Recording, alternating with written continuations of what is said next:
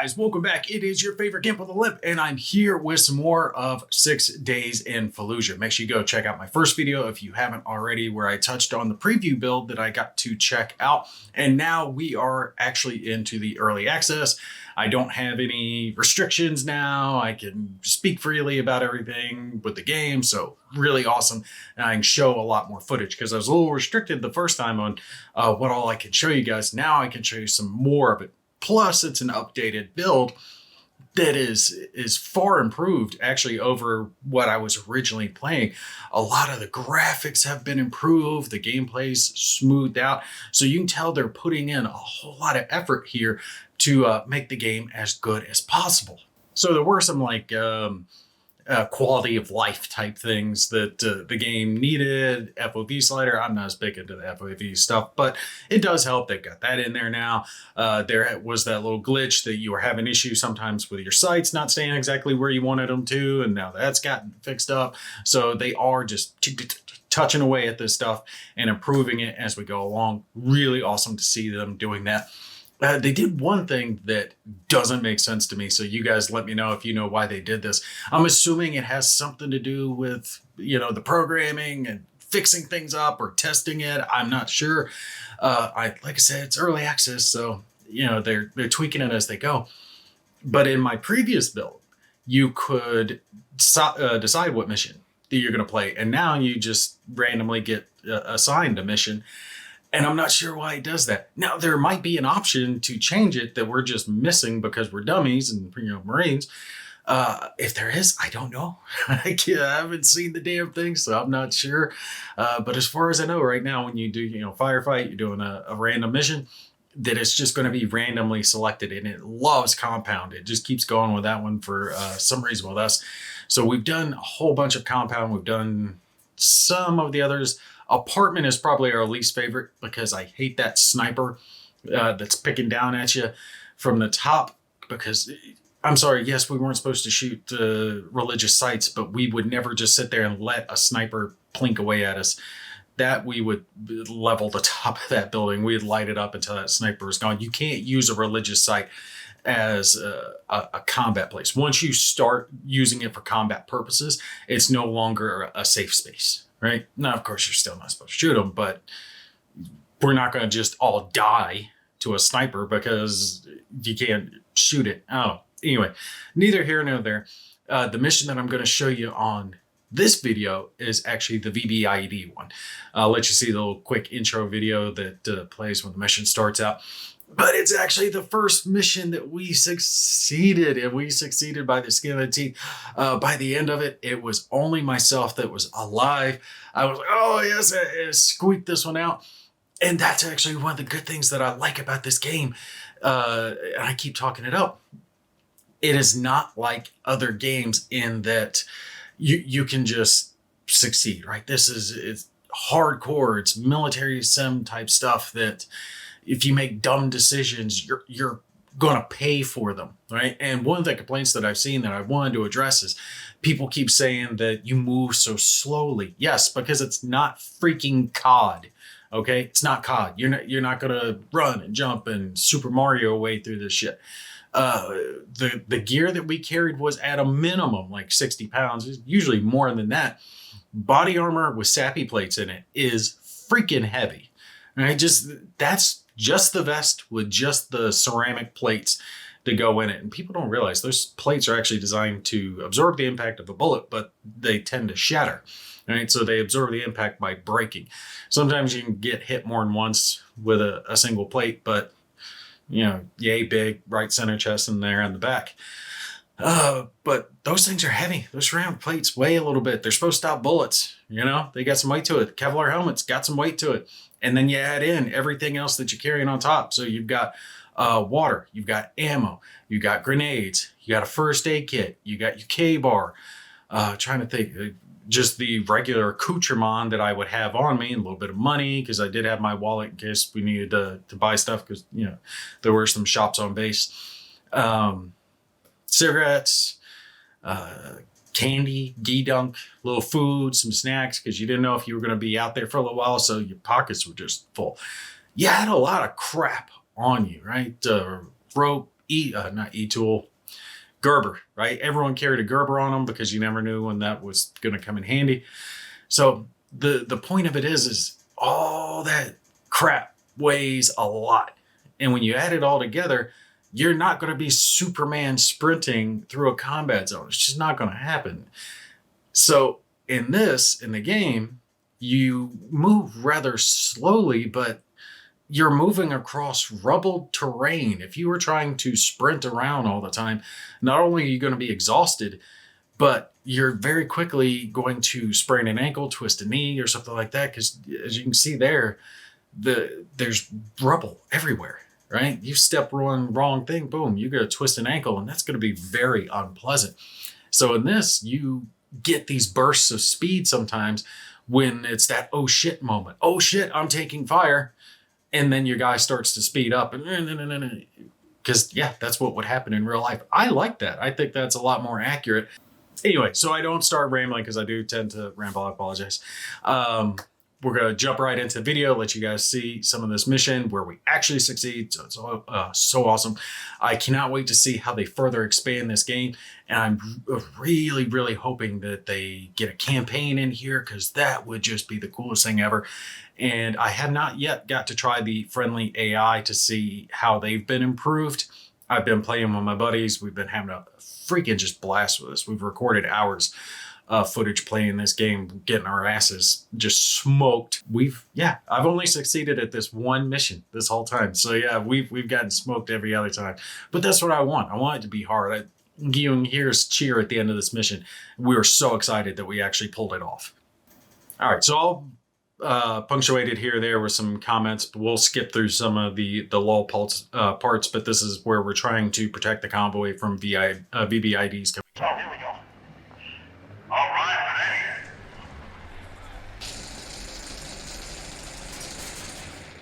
At least we can stay on this one for a little while. Yeah.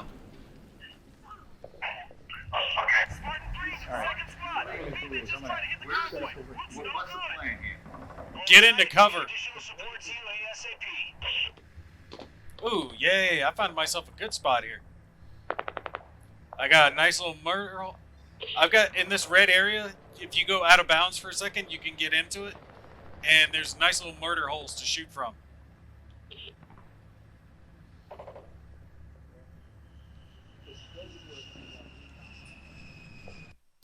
All right, so in this mission, it's my buddy Mo and Kev, the guys from Whiskey Charlie that you've seen before.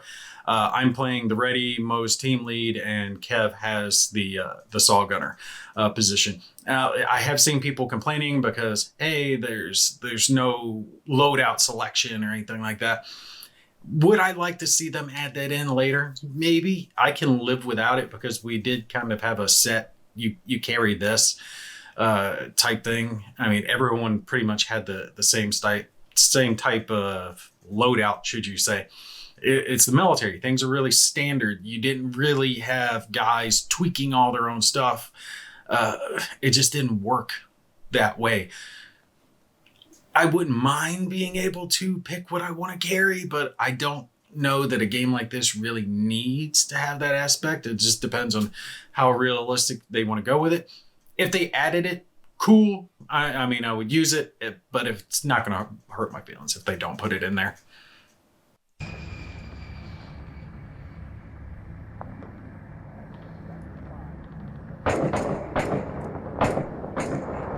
Use your radio. I can't hear you.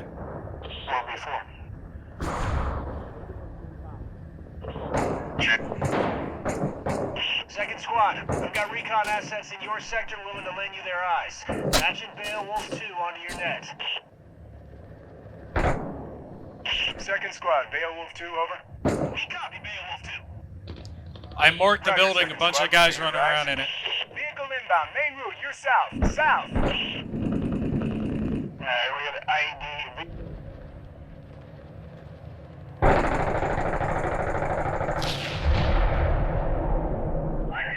Nice job, Kev. Spartan 3, second squad, where's that support? Air's been engaged, but we're working on getting you some help. Stand by. Kev, if you can get up top with the saw on that building with the blue top, that's the perfect spot.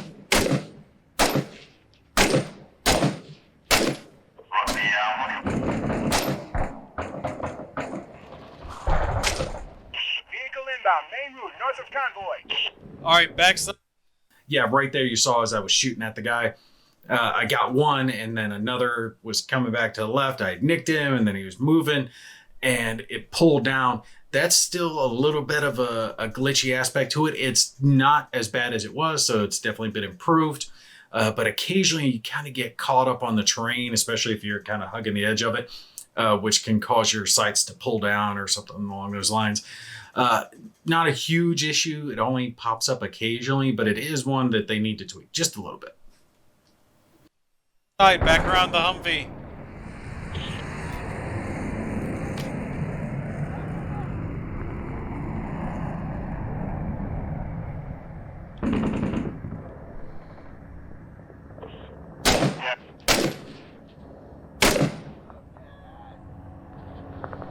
BBID coming in.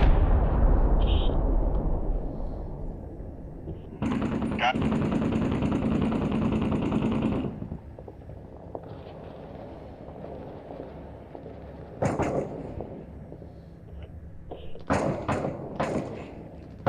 More coming through the water tower.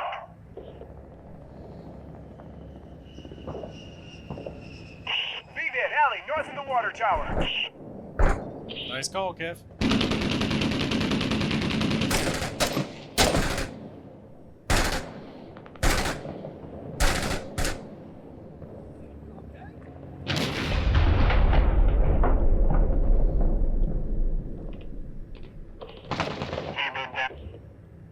I'm taking a lot of fire.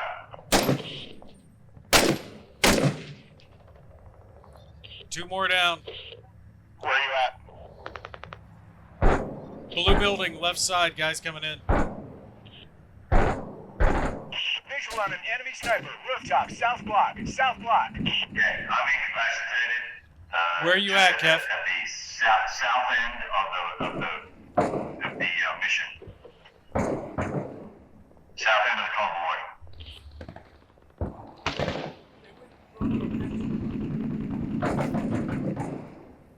Do we get a big hug now? Yep, big hug. Move quick. Alright, good to go. Good to go. I don't think This was actually one of my better missions because I ended up resuscitating both of them, and then they both end up getting killed, and I res them both, and then they get killed again, and then I finish the mission. So I was really happy with myself. you were at the south end. I went up to the south end. You might be at the north end. I'm incapacitated and running up to the LAV now. Shit. I'm sorry. I'm good to go. I'm incapacitated right outside the LAV. Stay there, I'm coming. Kev, cover me. I'm gonna be dead by the time you get there.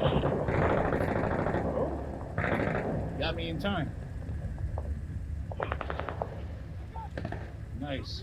Shit, no ammo. Any ammo back here? Over here. Vehicle inbound alley, south side, south side. I'm gonna try to get this B-bid.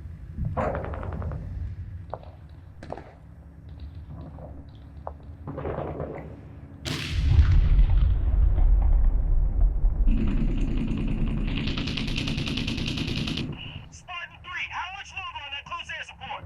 Working on getting those birds over to you, second squad. Hang tight.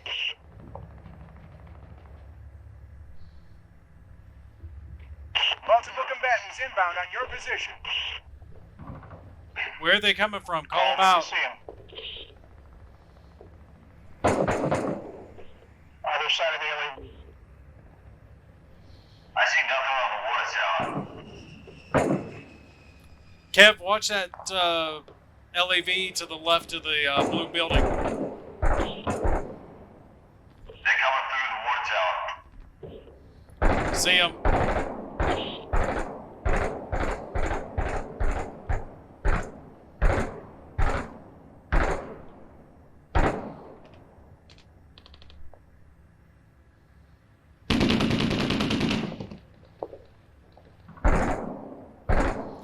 If you see an RPG, take it out first.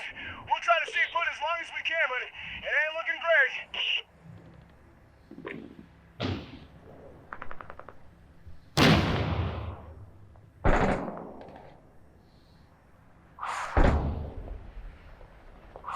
RPG's coming in.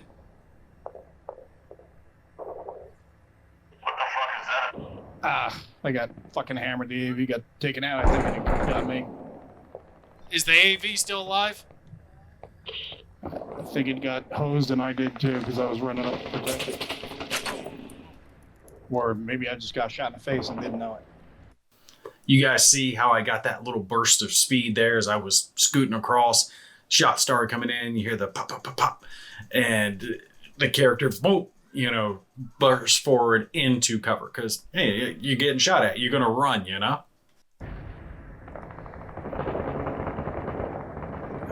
I went to the north end.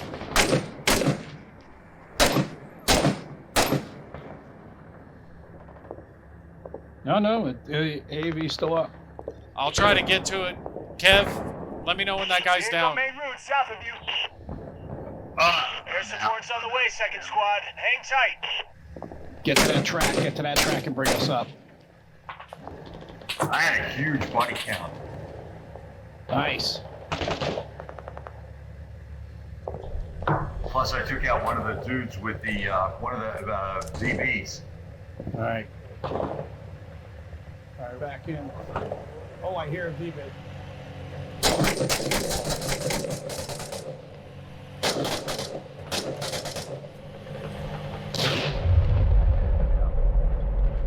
Now, to be fair, we did get a little lucky there because the VBID got stuck on that first vehicle that had already been destroyed. So it didn't push up and kill off our remaining pieces of convoy. So we had a little bit of a glitch that saved our butts, but we're still in the fight.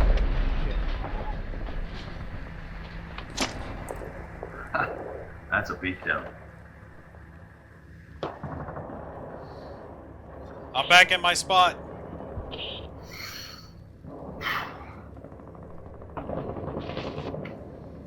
Keep that AV up and we can do this. Hey, buddy. Love you, big guy. Visual line of mortar team roof north of water tower. North of water tower. North of water tower. This is something they definitely adjusted, and it really needed to be adjusted, was the accuracy of the mortar teams, because we almost would just sacrifice ourselves in these matches where we heard that there was a mortar team, because originally they were almost laser guided. They would just start walking in. One or two would hit right near us, and then after that, it was almost like everything that they fired was boom, boom, boom, right on top of us, and we'd be taken out within seconds. They have toned back significantly the accuracy of the mortar teams, which was something that was greatly needed. But honestly, I still think they need to bring that back just a little bit more.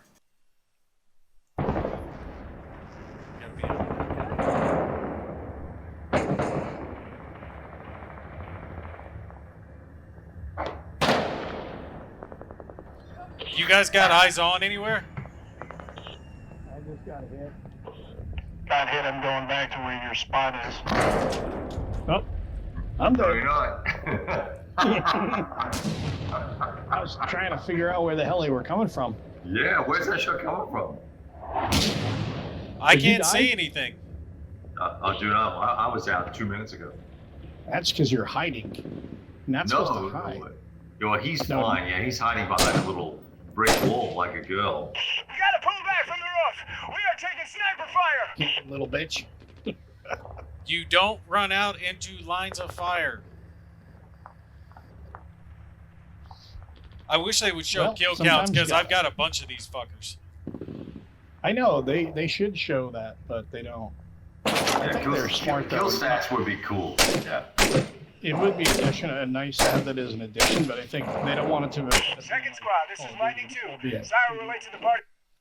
I don't know what was going on with me, but I was in this match obsessed with that red truck. I kept thinking in my mind it was going to start driving up the road and blow up into us. And I wasted probably a whole mag firing at that damn thing. It never moved. Whole match never moved. Plenty of VBIDs came in from elsewhere. That truck never moved, but I shot the hell out of it. You don't know if you've done well or bad, right? All you know is you fucked up. Like we haven't won a mission yet, right? And at some point people go, fuck it, I'm out. Yeah. How do we secure that rally point? If it's green, is that green smoke out yet? Yeah. Run to it. It said secure it. Yeah, run to it. If I die, I'm gonna kill you. I'm already dead. Mission success. Kablah! Hiya! Yeah, We baby! did it the first time. Woohoo! Despite the well-coordinated ambush, second squad destroyed civil V-bit. So yeah, there we were very, very, very excited that we actually completed a mission. It goes through its after battle report, talking about how many insurgents we took out. We took out close to 30 insurgents, dealt with all the VBIDs that were coming in. Like I said, we got lucky on that one that it got caught up on that first vehicle that was already destroyed, rammed into it, and then wasn't able to drive around and finish off our last AAV. I keep calling those things the wrong thing. I keep wanting to say LAV, which LAV is the one that has wheels. Mo and I were arguing about that. I was like, no, the LAV. He's like, no, it's AAV. But anyway, it's military. It doesn't matter. It's AAV. But like I said, that was just the coolest thing. We were so excited. Yay! We completed a mission. And our little group here, of all the times we've played it, we've succeeded twice, which shows us that it is difficult, but it is possible. The thing of it is, though, is from our experience so far, you really need to have a good fire team, guys working well together. You are going to be severely outnumbered, which is accurate. We were always severely outnumbered. But I think some of the missions are a little too outnumbered. The apartment complex one, for example, you have to clear a whole apartment building, and at most you're going to have 4 guys doing it. That one is just way too difficult. You've got a sniper shooting at you. You've got buildings that have IEDs planted in them. And there's just a butt ton of guys. It's not enough guys trying to clear that building. That mission is rather difficult, because that's one of the most dangerous things, is trying to clear these rooms. And you're going into a room that has doors on each side. It has doors in front of you, and you're trying to come in, and it could be anywhere. They could be anywhere, rather. I remember so many of these missions, we come in, there's a guy in front of us, there's a guy to the left of us. So many times we've lost that mission because you walk and you're trying to watch this doorway, but there's another pathway over here, and boom, all of a sudden the screen just goes black because you get shot in the side of the head. I do like the fact that it is accurate in the fact that it is case sensitive where you get shot, right? So it matters where. You can take a lot more arm and leg wounds than you can head wound. One shot to the head, if you take one that's not in the helmet, you're going down in one shot, obviously.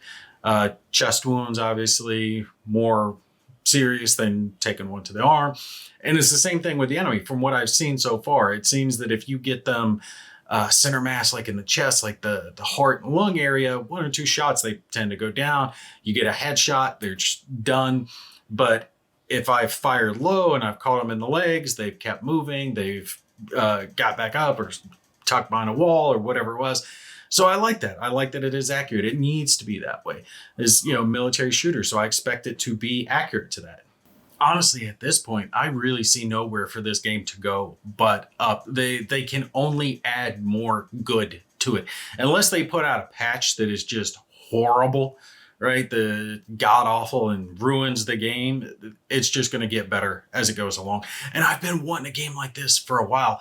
A military shooter that could have like a single player aspect of it, but be fun in multiplayer, where you're working together, not just competitive, because so many shooters now, they're always competitive. And I want to have something where I'm working together with my buddies, That does depend on how long it takes them to do a campaign or to flesh out more elements of the game. I would like to see them add more missions into the game currently, because there's 4 or 5 something missions in the game. Let's see, there's compound, there's apartment, there's ruins, there's the VBID one. So that's 4 that I can think of, and I can't think of any others.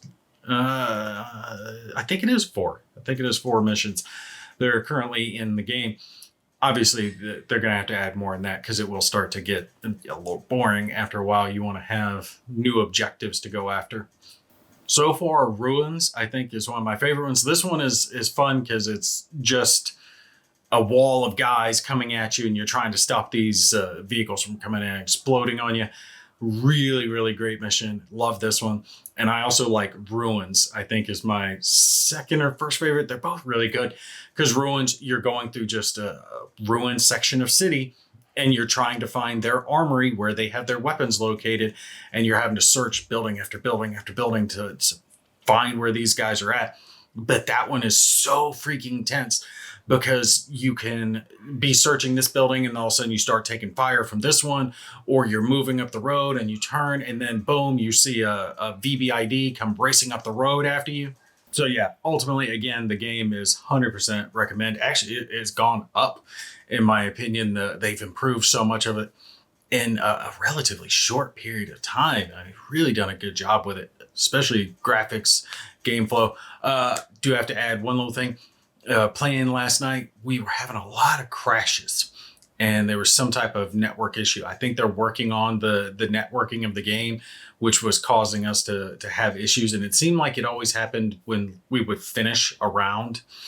So sometimes we would finish the mission. It tended not to happen during a match, but once it finished, one of us would crash or a different one of us would crash and it would send us back to the menu screen and we have to log back in, group back up and go again. Not a horrible thing, but if you do encounter any errors right now and crashes, remember it is still early access and they're working on some of the networking issues. So if you have a crash, that's going to be why.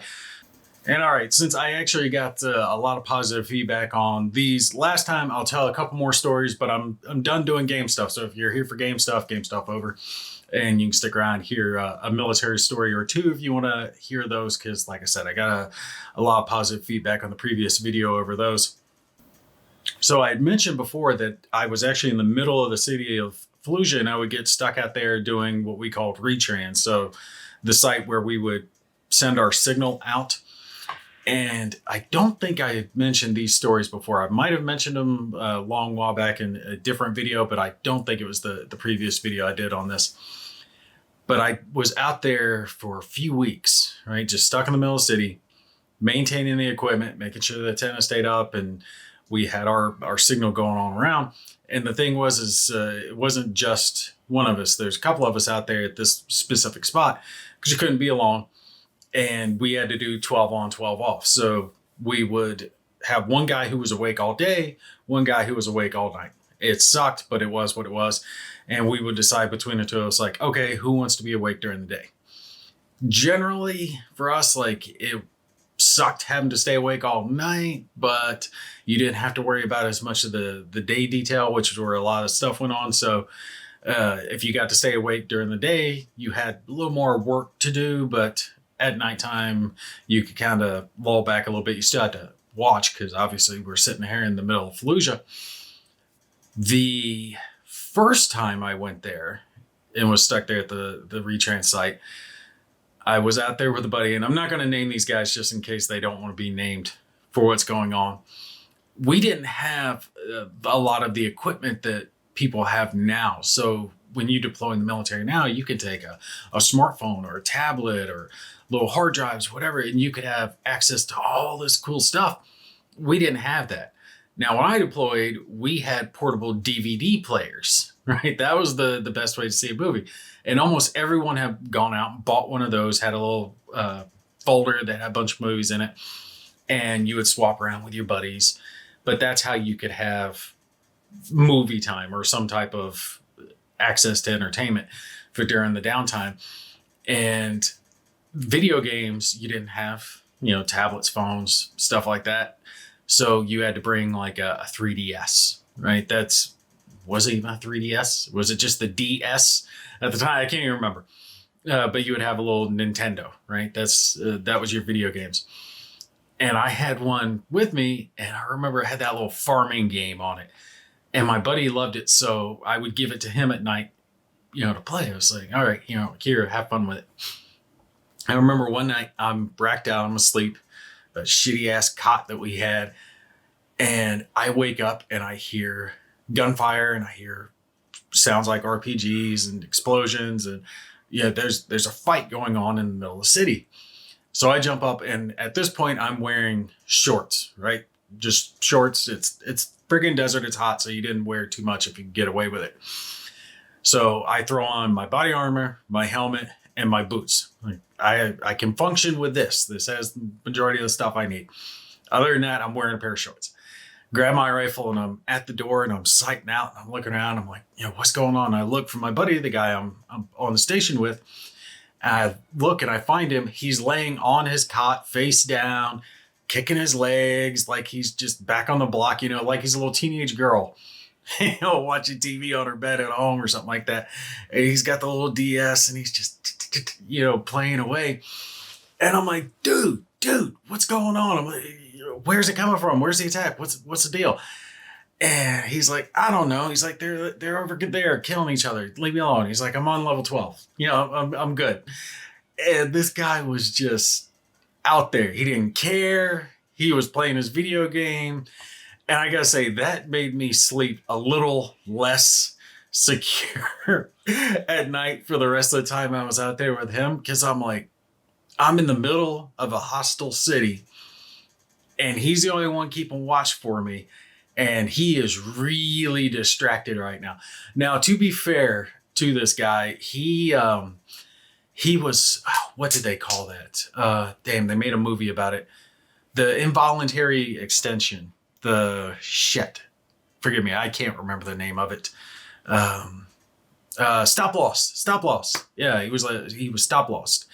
So his contract was supposed to be over, and he got deployed instead. And this was like his second or third deployment. So the dude was pissed. And the funniest part was, up until his end of contract date, he did everything else normal. But after his contract end date, he went to what we call shipbird, and he stopped cutting his hair. And he was really lucky because his hair curled around, so you couldn't really tell it was all that long. But Marines, we were required to keep a real short haircut. Like mine would be too long right now, especially on the sides and the back. And he left his curly hair. He would keep the low reg. He would trim it around his ears and bottom of his neck. But other than that, he let the top grow for the remainder of the time that we were deployed. And by the time we left, he could pull his hair from the top of his head all the way down to like the bottom of his chin. But because his hair was so curly, the staff NCOs and officers couldn't really tell because it stayed right there on the top of his head. But it was like after that contract end date, he was done. He didn't care. And I got stuck out there with him on a retrans site for a while, and he didn't care. He's like, they're shooting each other. They're good. Don't bother me. I'm playing video games. Now, a lot of guys got hit by that. They were pissed off, and it's because the military had a lot of people who were getting out. Contracts were ending, and if your contract was ending, you're supposed to get out. You did what you signed up for. But that government, they had little clause in there. We can extend you. We can stop you, lost your ass if we're in a war, and keep you around a little longer. So a few guys got pissed. We had a handful in our unit that were supposed to be getting out, and you can't really blame the military, but you don't blame the guys either. These guys, since their contracts were ending, these guys were not privates or lance corporals. These were people who had information. They had knowledge they needed to pass on to the next generation. They were going to be useful when they were deployed. So if you had, staff NCOs, officers, sergeants and the like who were getting out, you wanted to kind of retain those personnel rather than having greener, more inexperienced personnel being deployed. So I get it.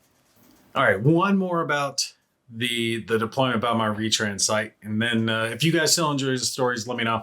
I'll pop another video about 6 days in Fallujah and tell you some more stories. So while I was out on the site again, I was deployed with a different guy out there. Same scenario, watching the equipment, making sure nothing got destroyed and maintaining it, right? And me and this guy did a little better because he's a little more moto. He was motivated to do a good job rather than play video games when shit's gone down. But one of the strangest things that happened to us is we had got some Haji whiskey, and I cannot remember. If one of y'all know, let me know. But it was this liquor that came in a can, right? So like here in America, our shit's bottled. Cans are for beer, right? There, I don't know where the hell this came from. I think it had, if I remember right, had a horse on it. And I think it came from Lebanon. That's all I remember. I remember it was good and I liked it. And it got me drunk. That's all I can remember. But we got some of these things from some of the local guys because we weren't allowed to drink. It's supposedly a dry country. We're supposed to respect their laws, even though they're the ones who were selling the alcohol to us. One of them tried to, overcharge us for it. That didn't work out too well for him. Anyway, we had a bunch of this liquor with us, and we decide we're going to get liquored up. We're going to watch a movie. Screw it. There's some other guys on watch. We should be fine. And we had ripped the chairs out of a Humvee. We had them sitting there. We had my little portable DVD player going. We're watching a movie. And still to this day, I don't know what happened. I think a tank got blown up, if I remember right, but something got blown up very big, and it was very close to us. And the reason I know it was very close to us is that the concussive wave of the blast was enough to knock us over. Right? So like you see an explosion in a movie, there is actually a shock wave that goes out from an explosion, right? The air is being pushed on because of the wave, the force of that explosion. Whatever it was that exploded, and like I said, I think it was a tank, but I have no way to confirm, so I can't say don't quote me on it, but I think they blew up a tank with something, whatever they blew it up with. But this shockwave came, and it was so hard that when it hit us both, like coming in the chest, and we get knocked back flat because we're just sitting in some ripped out Humvee chairs that aren't exactly that stable to begin with. And we're both kind of laying there for a sec. We just kind of look over each other and we just start laughing. We're just chuckling like, oh, this is so cool. Dumbest damn thing we ever did. Like, we were 3 sheets to the wind, hammered. And that is really not a position you want to be in that type of environment. But you do dumb stuff when you're young. You think you're invulnerable, right? You think you're invincible, that whatever's going to happen, it's not going to happen to you. It's going to happen to someone else. You're going to make it through okay, right? Your buddies, whoever. And I think that's a big reason the military wants young, dumb soldiers, because they don't know any better. When you're 18, 20 years old, you think that you're going to live forever. That, old age is way, way, way far away. Old age creeps up a lot quicker than you would think. The gray sets in. But yeah, we were laughing about it. Then we were just chuckling. It's so funny. Look, it got blown up. Of course, the next day we sobered up. We're a little hungover going, what the hell were you thinking? Like, all right, we're not going to do that one again. It was just me and a corporal out there at the time. So now in this one specific spot, don't let me let you think that we were alone in Fallujah. We absolutely were not. There were a lot of Marines around us, just in our little building that we were occupying doing our little job. There was only 2 of us, but there were plenty of Marines around us. I was absolutely not alone in Fallujah. Now, there was one time where I was alone in a place that I shouldn't have been, because a staff sergeant really screwed up. And that was actually a time that I probably should have gotten wiped out, but I did not.